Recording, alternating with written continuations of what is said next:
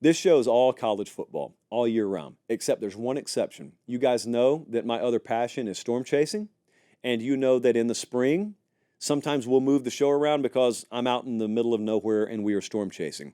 Twisters is in theaters now.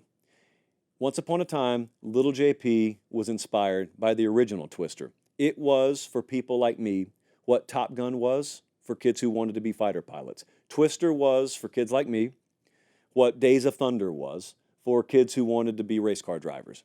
It had a massive, massive impact on me. I was already passionate about weather and atmospheric science when I was a kid. Twister just made me realize I wasn't the only one, and it opened up this whole new world. You mean there are people who actually get to go do what to this point I had only dreamed about? And I always told myself, I have a two-part dream scenario for when I grow up. I'd love to be able to cover college football for a living, and I'd love to be able to afford to go storm chasing. And wouldn't you know it, we got both of them now. That's called a sweet spot. That's why we're never really aggressive to change things around here much, because you try and get happier than happy, and you can screw things up really quickly. I saw Twisters last night. Phenomenal job. Phenomenal job. Hats off to everyone involved. Several thoughts here. My first biggest takeaway, there will be no spoilers here, by the way. I know a lot of you haven't seen it yet. First biggest takeaway, they didn't hijack the movie. Hollywood did not hijack the movie. It was within reason.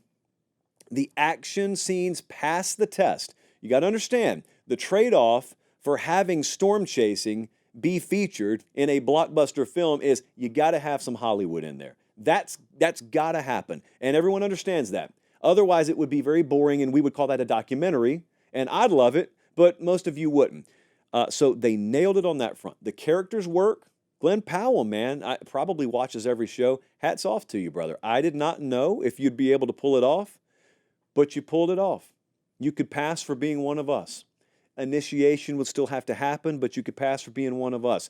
There was no social commentary in this thing. There was no political agenda pushed, which was one of the big fears in the storm chasing community, and the big fear on people who just want to go watch a movie, period, is, are you going to try and shove something down my throat? No. Oh, I get to just enjoy a movie with the things that I have to deal with every other place in the outside world not included. What a welcome relief. Hats off to Twisters for doing that. And once again, just like in 1996, they nailed the vibe. The vibe, I can't explain.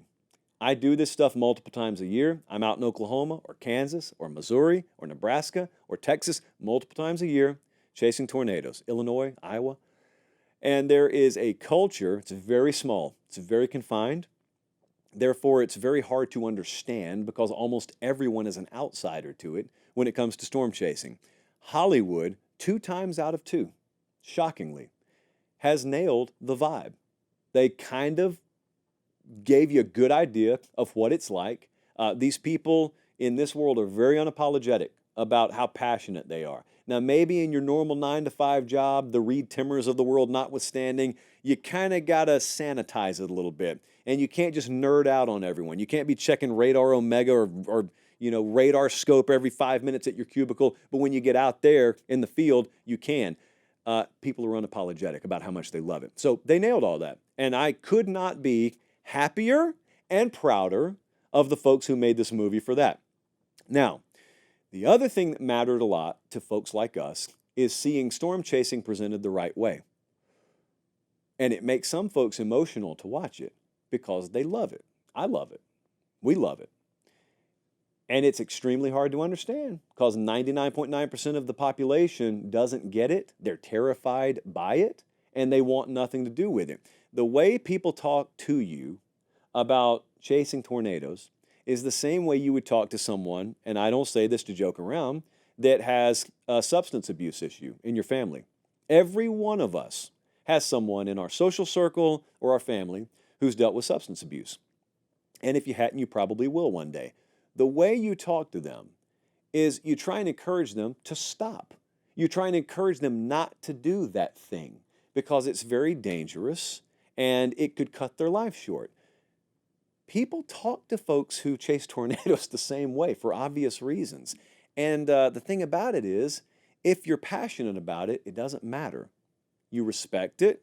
You're happy they care about you.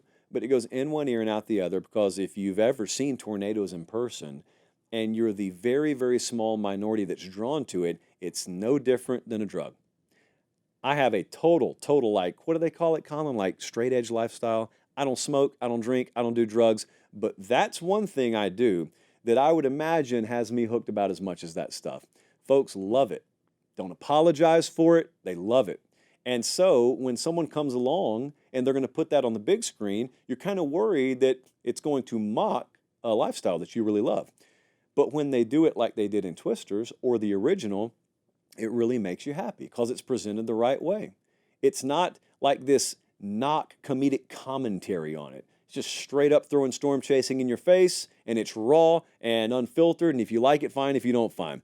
Oklahoma as a state, the state of Oklahoma won this movie. Unbelievable postcard of Oklahoma. It's like a love story to the state of Oklahoma. There's such immense state pride in Oklahoma. Most people who have never been there, they call it flyover country. They don't get it, and they question how anyone could be insane enough to live in a part of the country that deals with this kind of stuff so often. Well, because they love their home, first off, and secondly, they take pride in it. They take pride in it the same way you take pride in where you live, despite the fact that you got earthquakes in California, you got hurricanes along both coasts, Atlantic and Gulf. You live there anyway. Why? Because you love it, and you just accept the risk. And those of you who have lived there a long time, you kind of even embrace it. You kind of even understand, man, this is kind of part of what makes our culture. It makes us unique. There's more education about severe weather per capita in states like Oklahoma than anywhere. It's unbelievable. Even like a gas station attendant who knows nothing about weather, has never darkened the door of a hallway in a college professorial setting, they'll tell you, man, it looks like that cell over there near Lawton may have a little hook on it. That'll be $9.95, by the way. It's crazy. So Oklahoma is an amazing place. I spent a lot of time there. I had to get about 20 minutes into this movie before I saw a place that we've been chasing at just in the last few months. Fairview, Oklahoma is in the middle of nowhere. We were out there this spring. Hat tip Frankie Shepard because he still had pictures from out there. I chased with him a lot that I didn't have. So Fairview is a place in the movie where like 20 minutes in, the first time those storm chasing teams converge, it's the middle of nowhere. There's like a three-way intersection. There's some grain silos. There's an old rundown service station, literal middle of nowhere. And we were there this past spring. Colin, you got that Doppler radar picture? There is a blue dot on this map just north of Fairview, and it's about 25 miles east-northeast of a tornado-warned cell, and there we are. That blue dot is the exact same spot as one of the scenes in this movie. Unbeknownst to us, they had filmed there a few months beforehand, and unbeknownst to me, Colin, show me the other picture. Unbeknownst to me, the dude I was chasing with took a picture of me. Same white t-shirt. For those of you who doubt that I chase in the same white tee that I do the show in, that right there is the exact same place that movie scene was filmed. And when you watch the movie, or if you haven't already, if you watch it, you will know exactly what I'm talking about, and you'll recognize that. Enid, Lawton, Oklahoma, Chickasha, Shawnee, El Reno, Norman, Stillwater, all of them represented, and they didn't Hollywood it. They went out into the field, and they shot in Oklahoma. Hat tip for that. There were some beefs that some of you had with this movie. I had some things that I wanted to nitpick a little bit. So the soundtrack has been a big point of contention for some of you.